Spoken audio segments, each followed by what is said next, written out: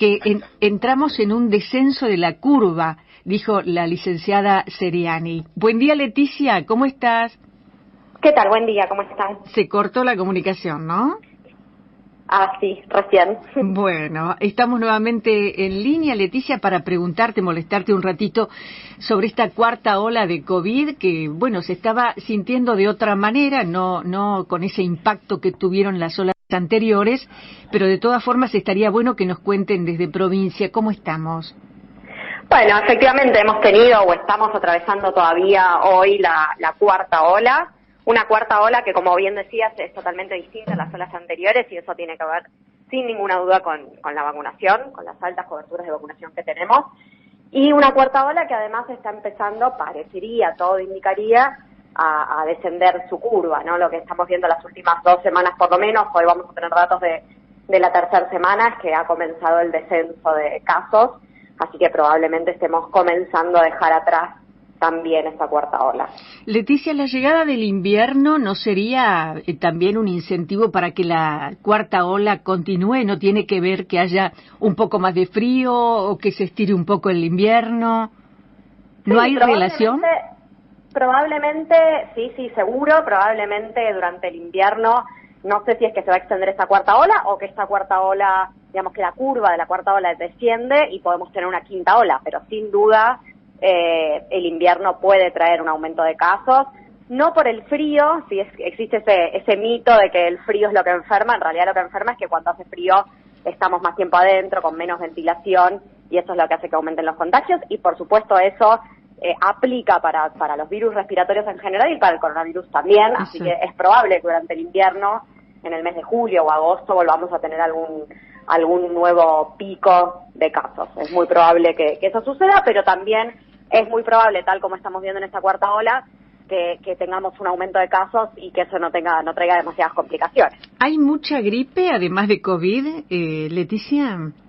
En realidad, bueno, hay por supuesto influenza y otros virus respiratorios, sobre todo en la población pediátrica, es habitual a esta altura del año que eso suceda. Lo que hemos tenido en el caso particular de la gripe, de la influenza, es que se nos ha adelantado el brote, ¿no? Nosotros, por lo general, para esta época tenemos el aumento de casos de influenza y este año, probablemente también producto de todo el desequilibrio que ha producido la pandemia, lo hemos tenido en mayo, ese inicio de brote, y por eso también se ha adelantado la vacunación antigripal y eso también tiene un efecto, y hoy tampoco la situación es preocupante respecto a la influenza, pero por supuesto, y como es de esperar, a esta altura del año tenemos casos también de gripe. ¿La gente se vacunó más o menos que años anteriores sobre la gripe, digo?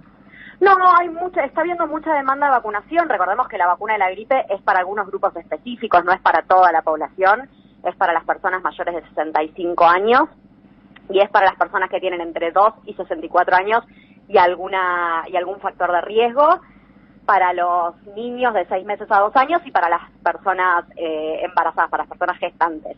Para esos grupos está destinada la vacunación antigripal. Ha habido gran demanda, como nos ha pasado en 2020, cuando todavía no teníamos vacuna contra el COVID, y entonces todos querían vacunarse contra la gripe. Algo similar ha pasado en este momento. Creo que hay una sensibilidad respecto a la vacunación y producto también de la campaña de vacunación COVID, que hay que aprovecharla y que hace que todos estemos mucho más dispuestos a vacunarnos que en otros momentos. En lo que sea COVID, la vacunación, la quinta, ¿sería también una necesidad o terminaría en la cuarta, por lo menos este año? No, por ahora la cuarta sería la última dosis, pero bueno, hay que ver qué sucede. Es muy difícil con un virus de las características del coronavirus, que tiene variantes, subvariantes. Es muy difícil dar certezas porque no sabemos si puede aparecer una nueva variante o una subvariante que escapa, digamos, a la inmunidad que hoy generan las 4 dosis que tenemos y entonces es necesario un refuerzo. Hoy por hoy no está en estudio una dosis adicional, pero bueno, habrá que ir viendo cómo evoluciona la pandemia. Por motivos respiratorios, Leticia, ¿hay internaciones, muchas internaciones en hospitales públicos? Hay internaciones, hay una demanda importante de camas, sobre todo más que de cuidados intensivos, de cuidados medios y de cuidados mínimos, sobre todo en la población pediátrica, insisto. Que es lo habitual, siempre en invierno hay una mayor tensión sobre las camas pediátricas, no estamos preocupados respecto a esa situación, sí ocupados y estamos todo el tiempo evaluando la ocupación de camas no solo en el sector público, en el sector público y en el sector privado, porque afecta a todos los sectores por igual, pero insisto, está concentrado en la población pediátrica, no está vinculado a COVID, sí a otras causas respiratorias. Por ahora la situación igual no es de saturación del sistema, ni ninguna situación similar como hemos vivido en las primeras olas de coronavirus, pero sí, por supuesto, como siempre, como todos los inviernos, hay que estar ocupándose y hay que ir monitoreando esa situación.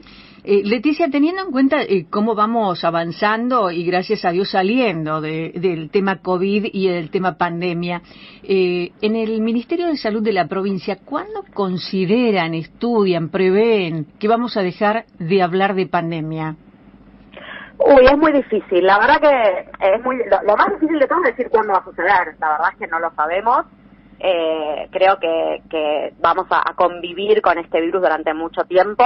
Creo que de todas maneras ha ido cambiando, no es la misma situación hoy que hace unos 6 meses atrás, cuando estábamos todos los días contando cuántos casos había y cómo subían y bajaban. Creo que hoy estamos pudiendo hablar de otras cosas también, pero la verdad que es imposible prever cuándo se va a dejar de hablar de pandemia. Todavía estamos atravesando una pandemia y probablemente la sigamos atravesando durante un tiempo más, con características totalmente distintas. Digo, que estemos atravesando una pandemia no quiere decir que necesariamente tengamos que vivir situaciones como las que hemos vivido, de aislamientos o de actividades que hay que paralizar, o de uso de barbijo obligatorio. Digamos, para nada estamos pensando en esa situación, pero todavía tenemos pandemia por delante. Ahora, sin aislamiento, sin restricción de actividades, sin uso de barbijo obligatorio, ¿qué significa hablar de pandemia? Bueno, significa que es necesario vacunarse, eso es lo primero que significa, porque podemos tener todas esas posibilidades que vos mencionabas, como que no haya aislamientos, que no tengamos el barbijo obligatorio y demás. Gracias a que estamos vacunados, lo que nosotros vemos es que con primera y segunda dosis tenemos una cobertura muy, muy alta, pero hay gente que todavía no se ha dado su tercera dosis, mucho menos la cuarta, y eso es fundamental para que esta situación la podamos seguir sosteniendo y que no tengamos que tener nuevamente medidas más restrictivas. Sin duda que hoy estemos atravesando una cuarta ola como la que estamos atravesando tiene que ver con la vacunación. No hay ningún otro factor que explique una cuarta ola de estas características, donde no hemos tenido que interrumpir ninguna actividad y donde la vida cotidiana, salvo para aquellos que se contagiaron y que tuvieron que hacer aislamiento, para el resto de la población ha seguido casi con normalidad. Eso solamente es posible con la vacunación, y en la medida en que sigamos vacunándonos, bueno, por supuesto las olas que podamos llegar a tener por delante van a tener características similares. Pero implica eso, que todavía tenemos que sostener algunos cuidados, que todavía es importante la ventilación, el lavado de manos. Pero hablar de pandemia solo implica eso, sostener los cuidados del lavado de manos, del alcohol en gel, nada más. Hoy por hoy sí, para nosotros como sistema de salud, por supuesto, estar pendientes todavía de cuál es la situación del sistema de salud, de nuestros hospitales, de las clínicas, la ocupación de camas. Todo eso, por supuesto, hay que monitorearlo, porque, insisto, es un virus que ha ido cambiando mucho, y entonces uno no puede relajarse porque no sabe si puede aparecer una nueva variante que sea más letal, digamos. ¿Y quién va a determinar el final de la pandemia? ¿Cómo se determina? No, es que, a ver, uno podría decir, hoy por hoy, ¿estamos todos en situación pandemia? No, estamos viviendo normalmente. Lo que sí sabemos es que existe un virus. No hay un fin de la pandemia, digamos. Hay una convivencia con un virus que hace que no tengamos que cambiar nuestra vida cotidiana. Digamos. Pero digo, ¿será la Organización Mundial de la Salud la que determine en algún momento que se terminó la pandemia y pasamos a una endemia? Es muy difícil, insisto, es muy difícil hablar de endemia. Probablemente en algún momento la Organización Mundial de la Salud lo haga, pero es muy difícil hablar de endemia con un virus que cambia tanto, porque no sabemos qué sorpresas nos puede presentar. Entonces, uno puede convivir con una variante del virus y entonces podría pensar en una endemia. Ahora esa variante cambió o tiene una subvariante, como nos pasa ahora con la cuarta ola, y ya no podemos hablar de endemia porque en realidad es como un virus que se comporta de otro modo. Es el mismo virus pero que se comporta de otra manera. Entonces, me parece que, y además, la verdad, en términos de la vida cotidiana, no nos cambia demasiado hablar de endemia o hablar de pandemia.